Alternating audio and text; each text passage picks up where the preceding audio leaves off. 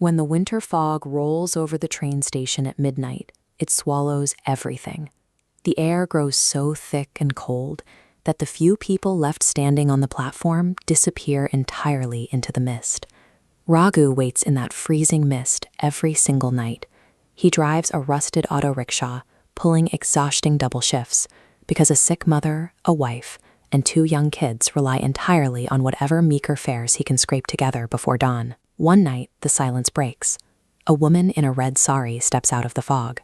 Half her face is hidden by her hair, and her voice carries an unnatural chill as she asks for a ride across the river to the abandoned, decaying ruins of Purani Basti. The drive is dead silent. Halfway down the desolate, tree-lined road, Raghu checks his rearview mirror to find an empty seat. His passenger has completely vanished from a moving vehicle.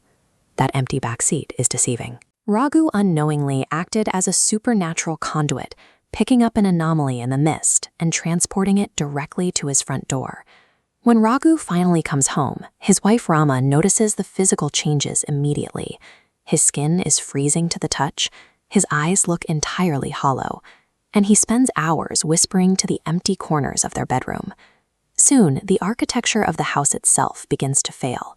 The indoor temperature plummets, and a thick, unnatural layer of frost chokes the glass on every window. The haunting quickly targets the most vulnerable. Rama wakes up in the middle of the night to find her children sitting up in the dark, listening to stories from an invisible, icy presence they call their lovely auntie. The physical proof is undeniable. Glowing, icy footprints mark the floorboards, marching from the outside directly into the center of the kids' sanctuary. The winter Raghu dragged inside is rapidly spreading. If Rama cannot identify the entity that crossed her threshold, her family will freeze in this suffocating nightmare permanently. Maternal survival overrides fear. Rama stops hiding behind locked doors and steps out into the mist to find out exactly what her husband brought home. She tracks Raghu's exact midnight route, walking entirely alone into the rotting, overgrown, and abandoned structures of Purani Basti. Deep inside the ruins, she finds an elderly woman sitting by a fire. This local historian remembers who used to live there, and she recalls the tragic accident that happened on that road 2 decades ago. This flowchart tracks the events of a single night 20 years ago. The red path follows Raghu as he flees the scene of a crash. The blue path shows his passenger, Sudha, as her life ends abruptly in the freezing river. This entity is executing a highly targeted debt collection. A specific, buried crime has finally returned for payment.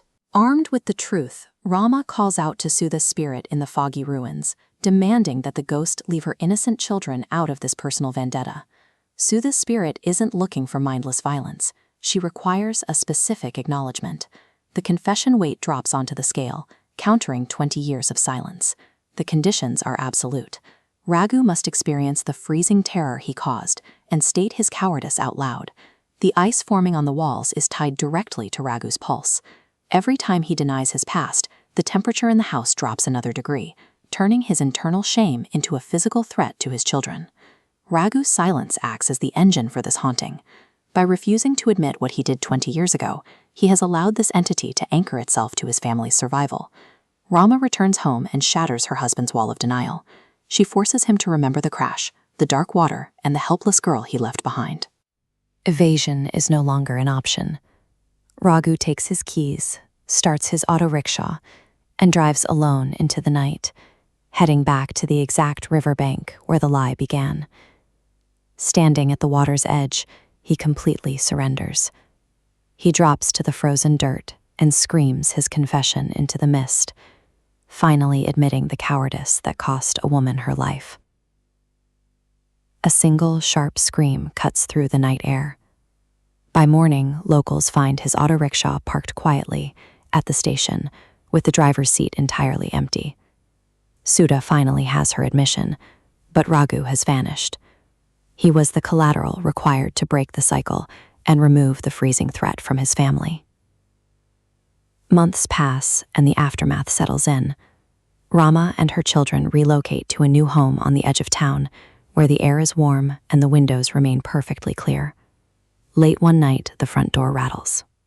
A gentle, harmless breeze sweeps across the floorboards, leaving behind a single rusted auto-rickshaw key.